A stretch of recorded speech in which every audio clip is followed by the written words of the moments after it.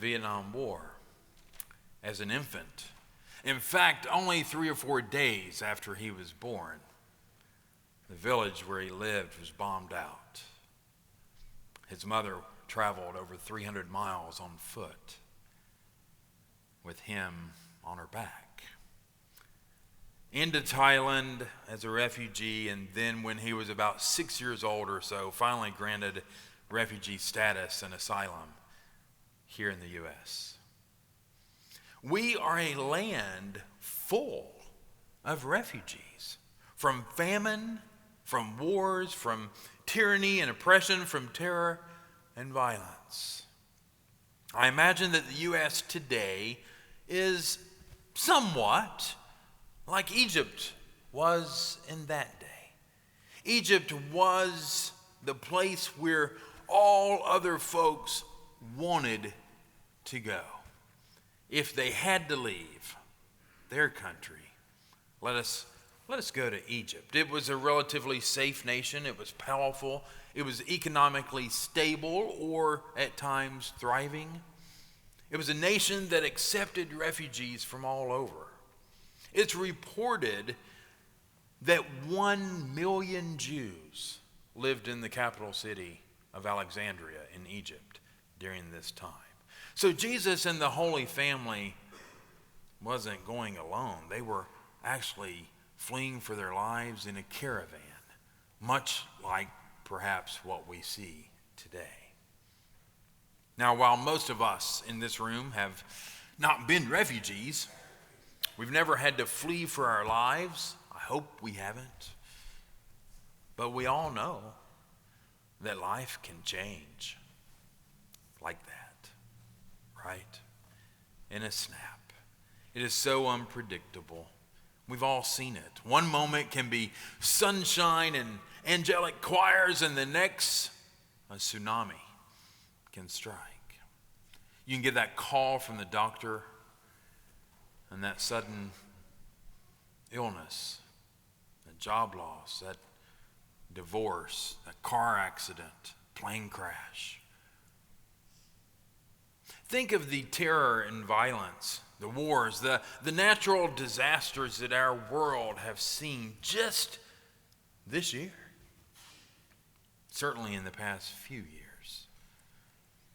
That's what makes this reading kind of chilling when you think about it. Perhaps timely after all.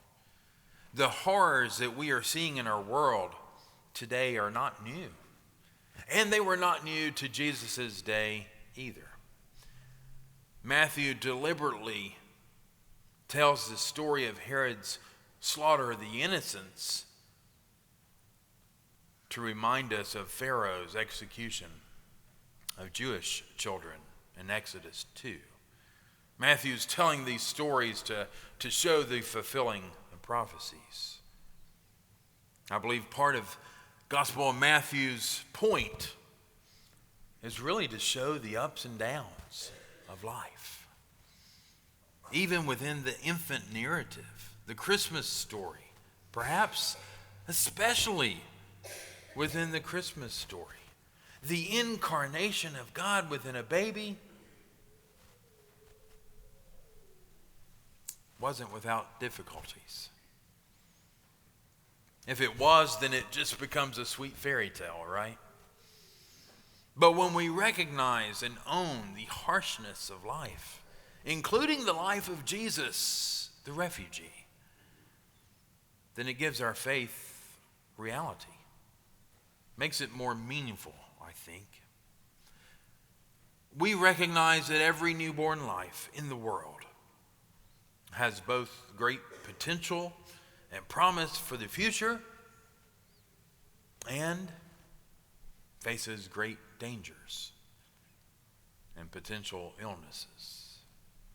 That's part of being human, right? I remember standing over the crib when my children were born, thinking, wow, I wonder what you're going to grow up to be. And then the next moment worrying, that something was going to happen. Jesus was no different in that regard. That's what Matthew is trying to show us. Jesus, Emmanuel, God with us. The God we meet in the human Jesus is not exempt from the ups and downs, not exempt from the fear and the violence and the terror of the world. When you think about it, Emmanuel, God with us. It wouldn't really mean as much if it was only God with us during the good times, right?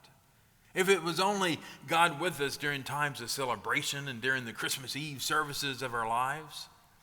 Isn't it nice to know, or at least comforting to know, that God is also with us in times of grief and loss and fear, sorrow?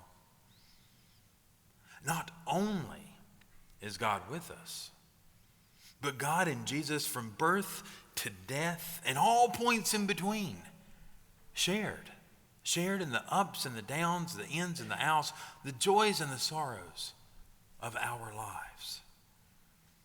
I said something similar to this on Christmas Eve, but I'm going to say it again. A transcendent God, out there, up there, above anything that we can possibly imagine, a spirit. It's rather difficult for most of us humans to relate to. But a baby, this baby, changes everything.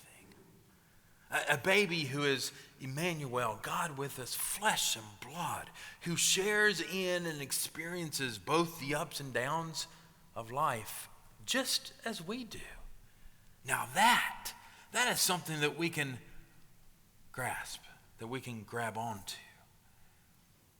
And just as we are shaped by our experiences in life, I have often wondered how Jesus was shaped by his. Surely Jesus was shaped by his experiences.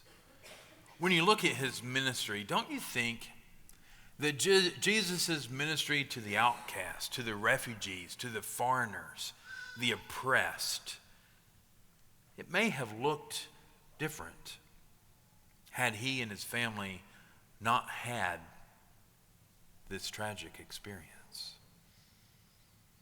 The Gospel of Matthew's Christmas narrative reminds us that nothing that happens to Jesus, or by extension to us, is beyond the bounds of God's love and activity.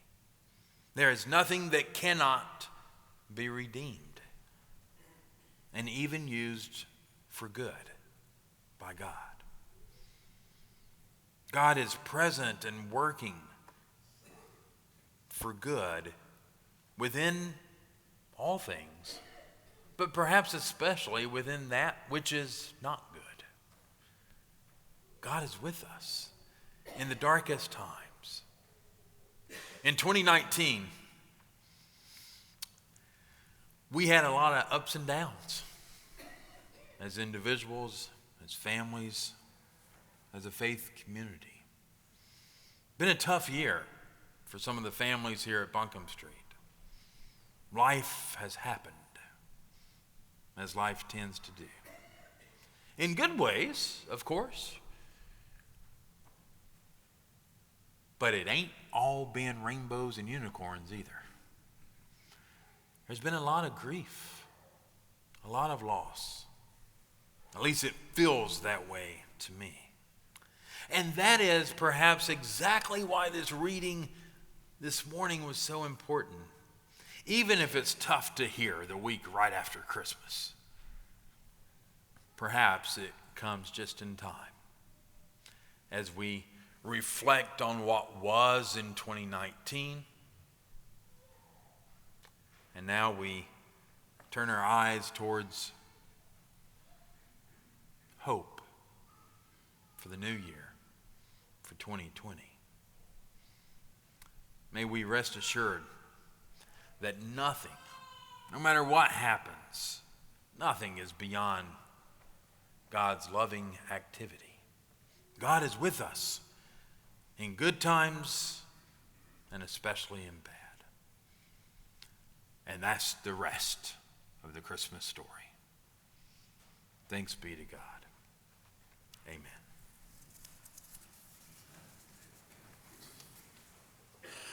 If you notice that our affirmation of faith is a little bit different, then you're right. It is. But I hope that you will, as we say these words, have a special meaning in our hearts and lives. Where the Spirit of the Lord is, there is one true church, apostolic and universal, whose holy faith. Now let us stand as we affirm our faith. We believe in God the Father, infinite in wisdom, power, and love, whose mercy is over all the works, and whose will is ever directed to his children's good. We believe in Jesus Christ, Son of God and Son of Man, the gift of the Father's unfailing grace, the ground of our hope, and the promise of our deliverance from sin and death. We believe in the Holy Spirit as the divine presence in our lives, whereby we are kept in perpetual remembrance of the truth of Christ and find strength and help in time of need. We believe that his faith should manifest itself in the service of love as set forth in the example of our blessed Lord, to the end that the kingdom of God may come upon the earth. Amen.